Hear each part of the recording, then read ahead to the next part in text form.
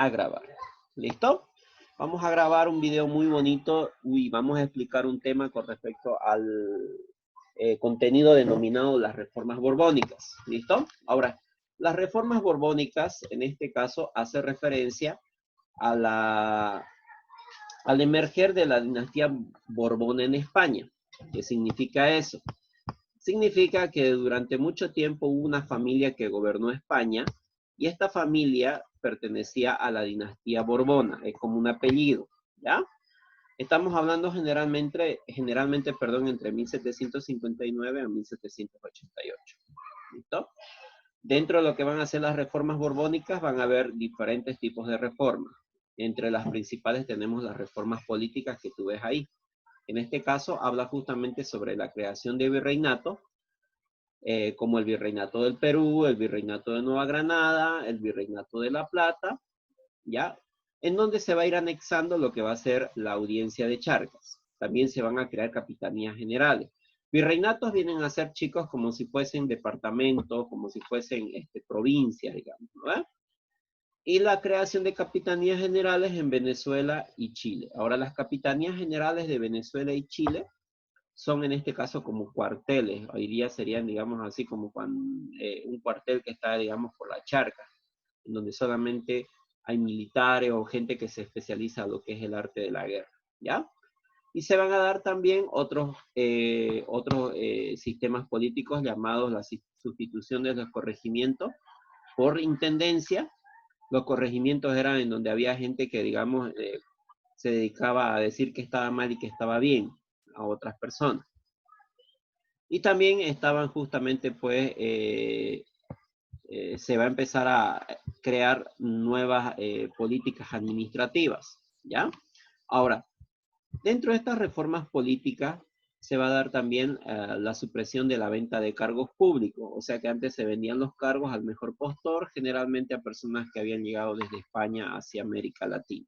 Estas reformas borbónicas jóvenes se dieron en Bolivia, en todo lo que es hoy día los países de habla castellana, de habla español, en Latinoamérica, en Sudamérica, estamos hablando de Brasil, Bolivia, perdón, de Argentina, Bolivia, Paraguay, Uruguay, de todos los que hablamos castellano, ¿ya? Entonces era en el periodo en la que los españoles nos habían conquistado, ¿ya? Ahora, ahí vamos viendo nosotros lo que va a ser la división político-administrativa del territorio con la creación de de los diferentes virreinatos. Tenés el Nueva España, Nueva Granada y el Perú, según los colores que indica, y el de La Plata, ¿ya? Otro tipo de reformas políticas va a ser el nombramiento de caciques, que van a dedicarse a colaborar a los españoles, listo, para que estos puedan cobrar tributos y pagarle así en ese momento a los de la corona española. También se va a dar justamente la modificación en las relaciones con la iglesia. O sea, ¿qué significa? Que a partir justamente de ese momento, la corona española va a obtener el derecho de invertir directamente en el nombramiento de los cargos de sacerdotes, de padres que llegaban a América, o sea, que venían desde Italia, desde España, y ellos eran los que nombraban quiénes iban a venir aquí con un cargo muy importante, aquí a Bolivia. Después se va a dar también la expulsión de la Compañía de Jesús. En nuestro libro podemos ver nosotros en la página número 24 las misiones jesuitas. Las misiones jesuitas ingresaron a Bolivia con el objetivo de enseñar al indígena nuestro idioma, el que manejamos ahora, que es el castellano, enseñarles la religión, enseñarles un oficio, por ejemplo, el arte de la agricultura, la ganadería, trabajar en empresas textiles, ¿no? Inclusive hasta el arte de la música barroca que se va a quedar en estos tiempos, ¿no?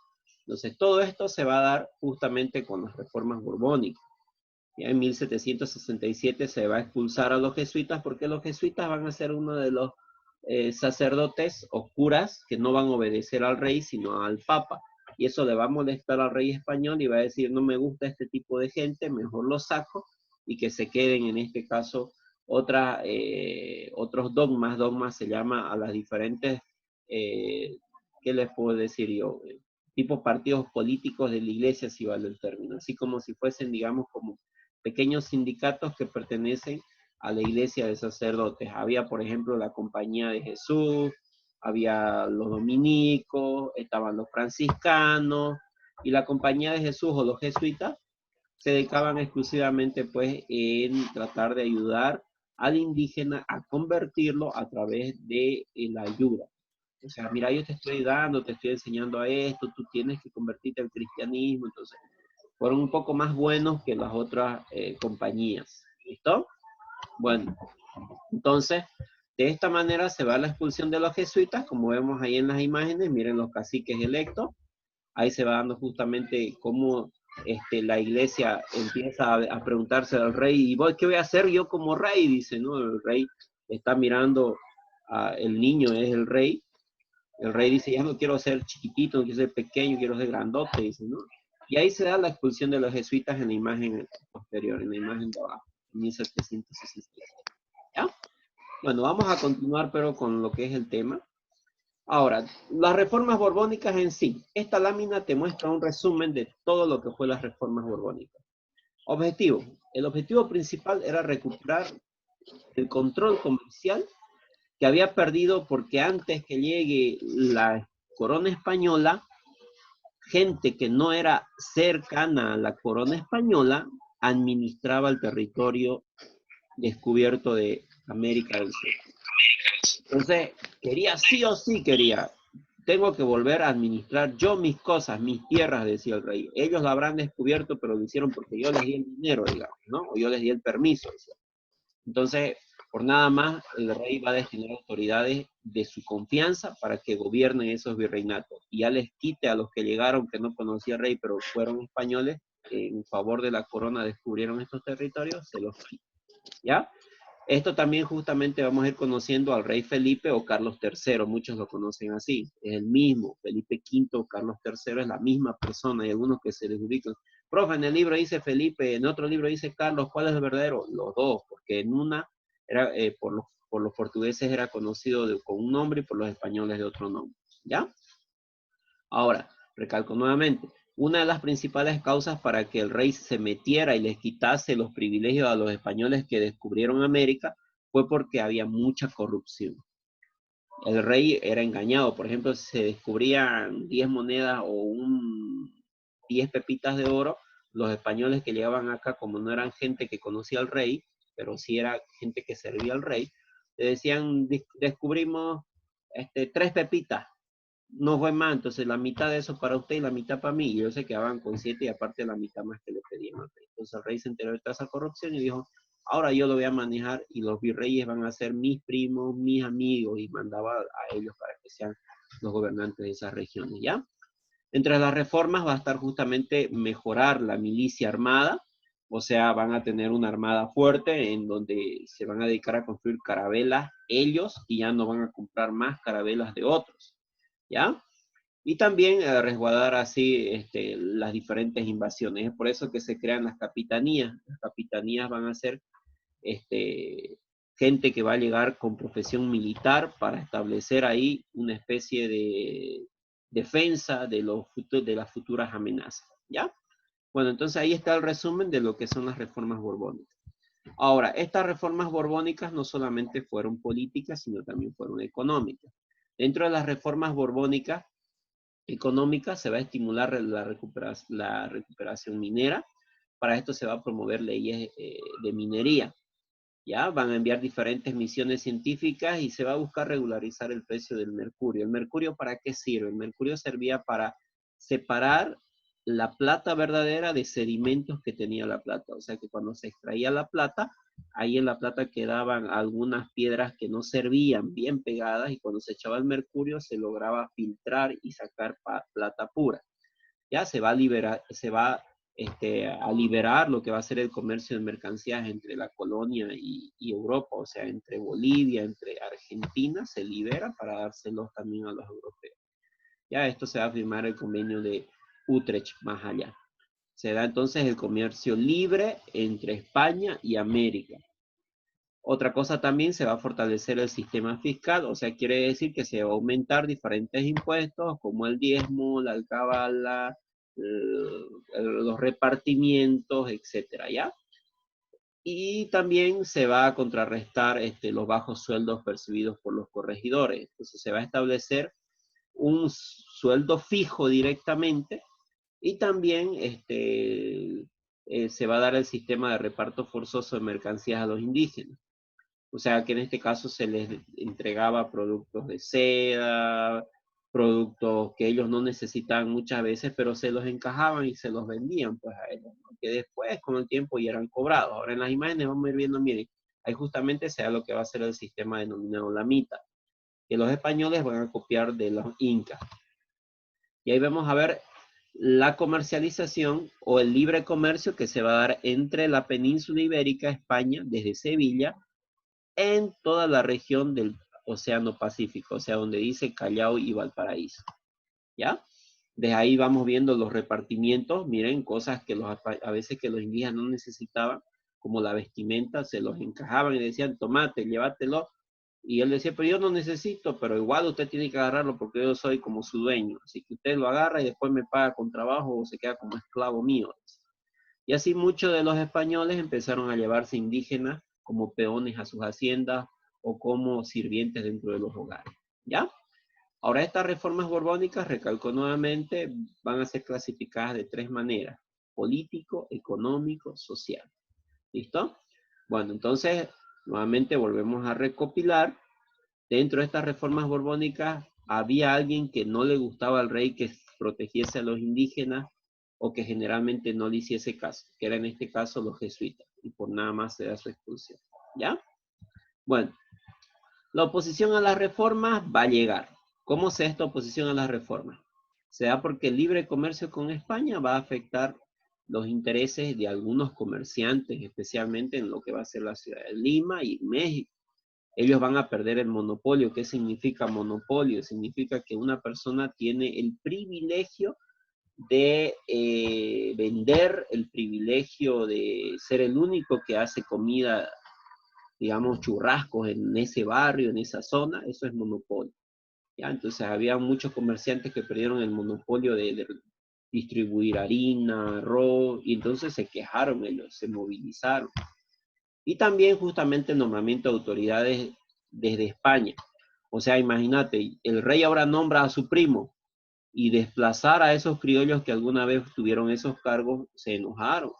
Entonces los peninsulares llegaban como que si fuese una amenaza por parte de los americanos. O sea, los miraban, pucha, este español agarró el cargo, yo por qué no puedo tener el cargo. Entonces, de esa manera se va a ir dando poco a poco, pues, un movimiento como que de celo, pero al mismo tiempo con razón, porque imagínense un español que te venga a gobernar, ¿no? Y es así que se van a clasificar dos tipos de personas: los peninsulares, que van a ser gente que va a llegar desde España, ¿ya? Y de manera despectiva se va a conocer a los que son en este caso los criollos como chapetones y gachupines en este caso, que son gente criolla, o sea, gente que nació en América pero que sus padres eran europeos, ¿ya? Después de esto se va a dar también la interferencia de la corona en asuntos de la iglesia. Esto va a provocar de que se dé un poder absoluto en toda América Latina. ¿Qué significa? Al expulsar a las iglesias y solamente de permitir que se queden los padres sacerdotes que obedecían al rey y no al papa, entonces el rey se convirtió en una especie de, vamos a llamar así, sacerdote, pero un sacerdote muy importante, ¿ya? Entonces eso va a llevar al absolutismo español. Ahí vamos viendo entonces cómo se van prácticamente apoderando inclusive hasta el poder religioso, ¿ya? Ahora, los nuevos impuestos que se van a crear, por ejemplo, se va a crear un impuesto interno a la hoja de coca, al tabaco, a textiles, ya a productos que eran comercializados por los criollos, los mestizos e indígenas. Es por eso que van a generar diferentes sublevaciones, especialmente en lo que va a ser La Paz y Cochabamba. El reparto forzoso de mercancías, todo esto, chicos, va a hacer de que los indígenas comiencen a sublevarse, a levantarse, cansados de que a todo le pusieron impuestos. Peor, que nombraron a gente de otros países para que nos vengan a gobernar. Y ahí tenés un resumen de cómo afectaba esto. Tenés a Felipe V, Carlos III, dentro de lo que son las reformas borbónicas, en donde se va a ir conociendo cómo se trabajaba en ese momento. Los peninsulares son españoles privilegiados, los criollos les quitan los peninsulares a los criollos sus trabajos, los indígenas son los más afectados y de ahí en más se dan los diferentes impuestos y trabajos forzosos dentro de lo que viene a ser en este caso la vida del indígena. ¿Ya? La rebelión de criollos y mestizos. Todo lo que había hecho en este caso Carlos o Felipe V llevó a que muchas personas empiecen a cuestionar a los reyes. De ahí para más se va a dar la primera rebelión de los criollos que va a ser, en este caso, dirigido por Alejo Calatayud. ¿Ya? La intención de que las autoridades virreinales, en este caso de incluir a los mestizos en pago de tributo, va a generar que en Cochabamba, Alejo Calatayud, junto con algunos indígenas, rodee la ciudad, trate de hacerse escuchar de que estaba en desacuerdo que los mestizos paguen también ciertos impuestos. Eso llevó a que hay una revuelta, pero lamentablemente fue detenido y fue ejecutado ya en 1731. Pero fue uno de los primeros, fíjate, fue un mestizo que va y reclama. Acuérdate, Alejo Calatayud. Después de esto se van a dar diferentes rebeliones de los criollos y mestizos. En 1739 se va a producir en la villa de Oruro otro intento de rebelión dirigido por Juan Vélez de Córdoba. Los sublevados se van a oponer al nombramiento de diferentes autoridades españolas y al aumento de impuestos y a la falta de justicia por parte de los americanos, temas que van a ser presentados en un manifiesto de agravio. La conspiración de todo esto va a ser descubierta y los cabecillas van a ser ejecutados en la plaza de Oruro.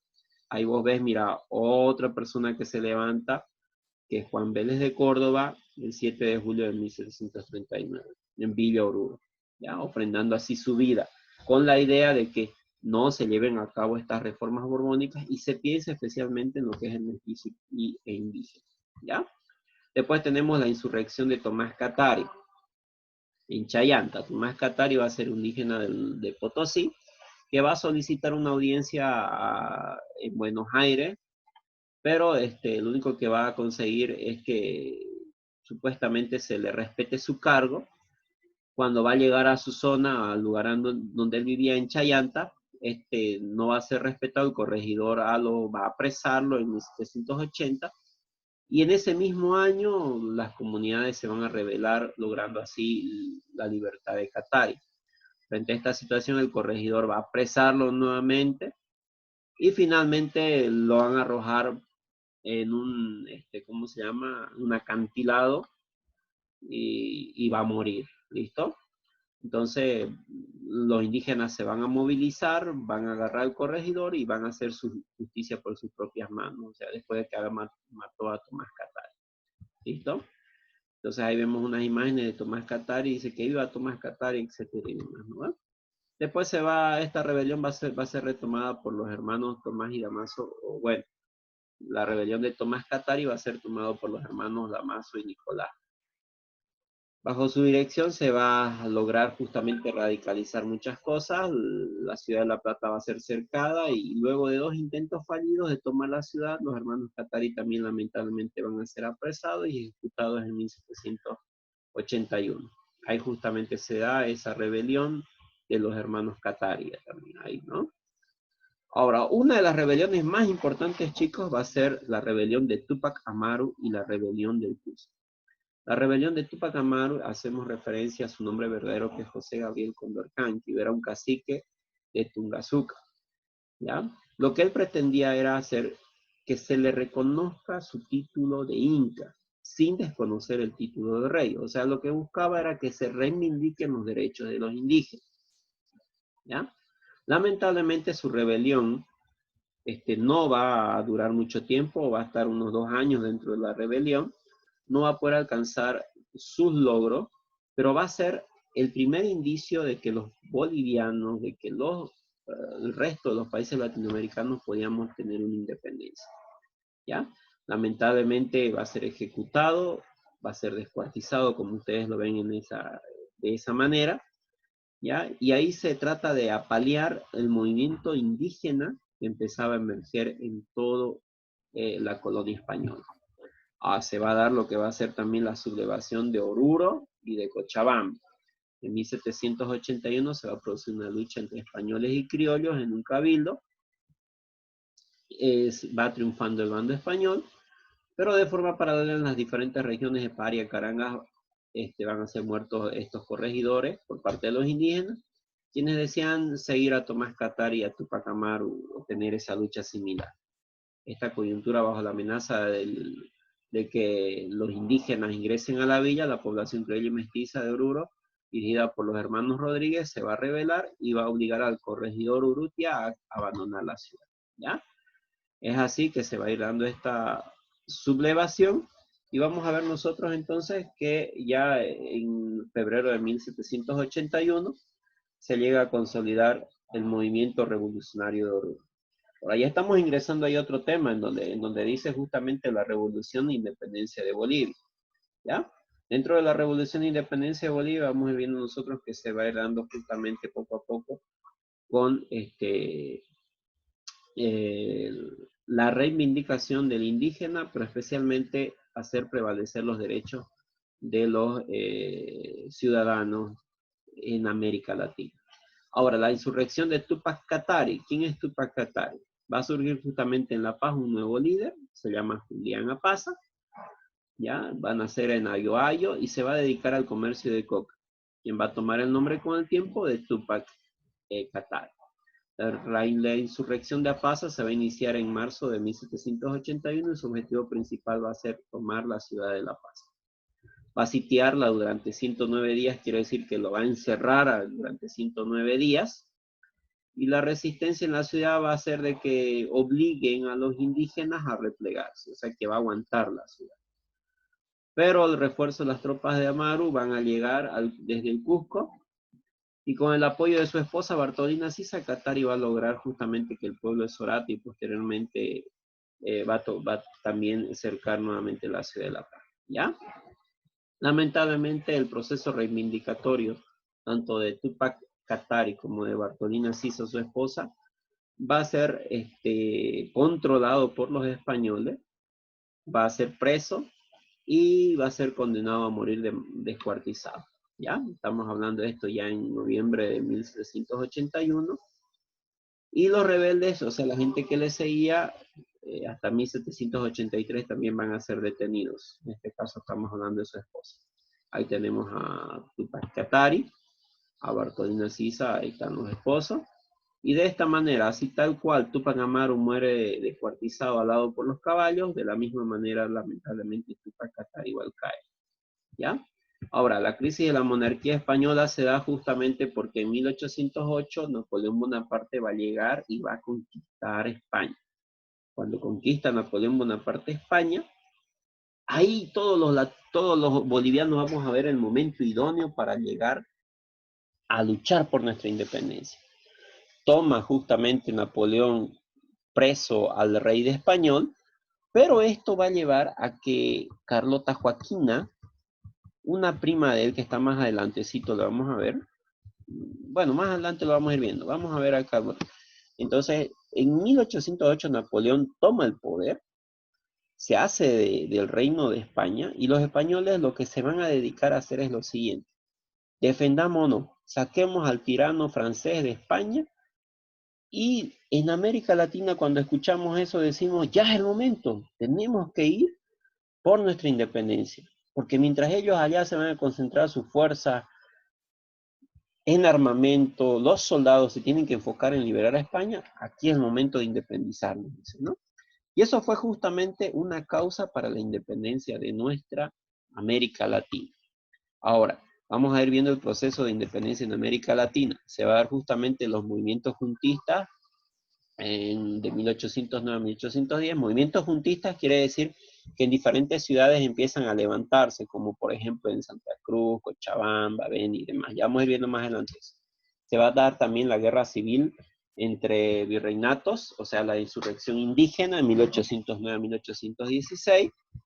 También vamos a ir viendo la lucha de guerrillas La lucha de guerrillas dice, chicos, lo siguiente, es gente que va a tratar, sin ser militar ni soldado, va a tratar de ayudar en la independencia, por eso guerrilleras.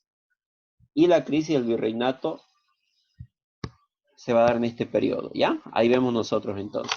Ahora, dentro de las causas externas que nos ayudan a nuestra independencia, va a ser justamente, pues, los ideales liberales, o sea, la ilustración, que más adelante tenemos en el tema, la invasión francesa, que hace rato habíamos dicho en España, la creación de juntas de gobierno, o sea, en diferentes, en Caracas, en Bogotá, en Quito, en Sucre, en Santiago, en Buenos Aires, o sea, son juntas de gobierno, quiere decir juntas autonómicas, ya no el control de España.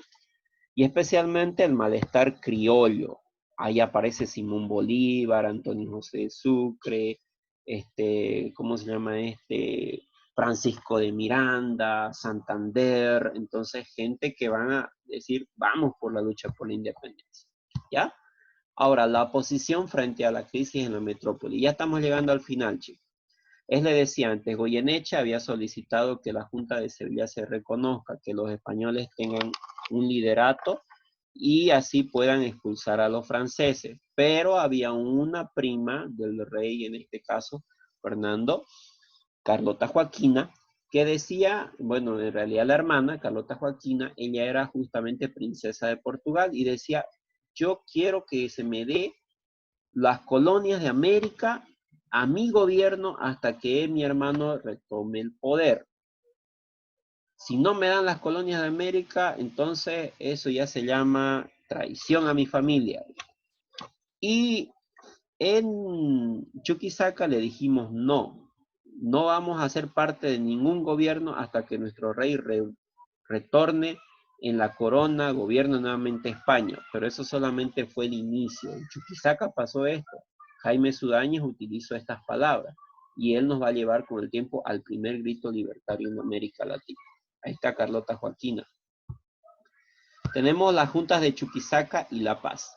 Entonces les decía hace un ratito, el 25 de mayo, el abogado Jaime Sudáñez va a empezar justamente pues a explicar lo que hace un momento le dije. No, ¿cómo pues vamos a dárselo el reinado o todo lo que es este territorio a una extranjera? No, hasta que el rey vuelva, nosotros somos libres, somos independientes, que viva el rey de España, que muera Carlota, que muera ¿cómo se llamaba Napoleón Bonaparte. Nosotros somos libres. Una vez que el rey, nuestro rey vuelva, otra vez nos gobierne. Pero eso llevó justamente a que se dé la independencia. Entonces, toda la posición de Chuquisaca fue apoyada por los habitantes en La Paz, quienes el 16 de junio de 1809, liderados en este caso por Pedro Domingo Murillo, van a empezar su revuelta.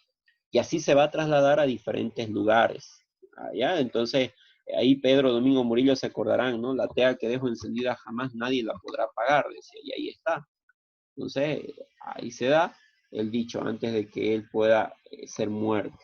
Ahora, ¿por qué lo matan a Pedro Domingo Murillo? Porque ya ahí él se atreve y La Paz se atreven a decir que ya no van a volver ni para el rey ni para nadie. Aquí para adelante todos independientes, luchan por ser libres, sin rey y sin nadie. Entonces, por eso ya los soldados españoles que en un principio se apoyaron en Chuquisaca, aplaudieron lo que se decía en Chuquisaca, ya en La Paz dicen, ¿cómo? Nosotros tenemos que volver a España. Entonces Pedro Domingo Murillo dijo, nada, nosotros a independientes y aquí para adelante. Entonces, por nada más, a él se lo justicia como traidor, pero en realidad era un gran patriota, ¿ya? Después se van a dar juntas en Buenos Aires, como hace rato le habíamos dicho, en donde van a participar el comandante Juan José Castelli, ¿ya? Y ellos desde ahí nos van a mandar a diferentes personas o militares para que nos ayuden en nuestra liberación. Como por ejemplo uno de ellos es, ¿cómo se llama el que tenemos en la plaza? ¿Mm? El que está en la plaza 24 de septiembre, ¿han visto el monumento? A ver, le dejo mientras termino de explicar, a que piensen, y ya yo les hago la pregunta después. El que está en la plaza 24 y se han ido a sacar muchas fotos ahí. Hay un monumento en medio de un señor. Bueno, después se va a dar las juntas de Charcas en 1810, en donde al ver que ellos se proclaman independientes, La Paz también, se va a dar justamente el 18 de agosto de 1810 también el grito libertario de Tarija, el 14 de septiembre en Cochabamba, el 24 de septiembre en Santa Cruz, el 6 de octubre en Oruro, el 10 de noviembre en Potosí, y así se van a organizar diferentes cabildos en los que van a preguntar, ¿nos luchamos por la independencia o luchamos o nos volvemos españoles? Y todo el mundo dijo autonomía. Y ahí está la Plaza 24 de septiembre en sus inicios, en donde la gente se junta para apoyar a Juan Manuel Lemoyne, ¿ya? Seoane, y dicen, somos independientes de aquí para adelante, ¿no? Entonces, esta guerra territorial y guerra civil se va a dar en diferentes grupos. Tenemos, en este caso, los ejércitos en línea formados por oficiales y soldados profesionales, ¿listo? O sea que son ejércitos desde el Perú, generalmente eran ejércitos realistas, quiere decir para España. El Río de la Plata tenía ejércitos auxiliares o rioplatenses, y Nueva Granada tenía un ejército neogranandino, ¿no ves? Bueno, las milicias también van a aparecer aquí, o sea que eran grupos armados no profesionales formados por vecinos de las ciudades, de los pueblos, miembros que generalmente entraban, salían de estas milicias. También las guerrillas estaban formadas y organizadas en las zonas rurales, o sea, por el campo, ¿ya? Tenemos también tropas indígenas que lucharon justamente aliados a los patriotas, ¿ya? La participación popular y sublevación de los esclavos se va a dar justamente en diferentes etapas. En Santa Cruz va a haber un grupo de esclavos que se va a levantar en 1809, van a tratar de declarar su libertad, pero con el tiempo también van a ser apresados. Entre ellos, el más importante va a ser el negro Franciscote en Santa Cruz, que va a tratar de darle como todo el mundo gritaba libertad, libertad, entonces él trató también de buscar la libertad para todos, ¿ya? Y así se van a ir dando insurrecciones en diferentes lugares y regiones, ¿ya? Hasta que se va a dar una de las más grandes y más importantes, ya para ir finalizando el tema, que va a ser justamente pues la movilización de los indígenas en las tierras bajas, porque eso nos compete como cruceños, como oriental. Los pueblos indígenas de las tierras bajas, perdón, de las tierras bajas van a participar de la guerra de la independencia con el guaraní más conocido como Umburbichá, ¿ya? Entonces, que va a participar justamente, pues, va a llegar inclusive hasta Potosí para entrevistarse con Manuel Belgrano, va a apoyar a la gesta libertaria, y otro también va a ser Juan Maraza, que cacique canichana, por ejemplo, de origen canichana, que se va a enfrentar en 1812 contra el gobernador de Moxis, ¿ya? Otro también tenemos a Santos Pariamo, que va a ser líder de los Lecos, ubicado al norte de La Paz, y que va a participar también con su pueblo en las guerrillas comandadas por Ildefonso de las Muñecas. ¿Listo? También tenemos nosotros a Pedro Ignacio Muiva, caudillo mojeño, que se va a sublevar contra el gobernador denunciando todos los abusos, pero lamentablemente va a ser derrotado y ejecutado. ¿Ya? Hasta aquí sería el tema sobre la lucha por la independencia o la guerra de independencia y las reformas borbónicas. Por si acaso, si no les he dado tiempito de preguntarme y demás, este video va a ser grabado y va a ser subido al YouTube y va a estar en Classroom, y se les voy a pasar también el enlace, ¿ya? La tarea les voy a dejar en Classroom. Ahora, en este preciso momento, si ustedes tienen alguna pregunta, pueden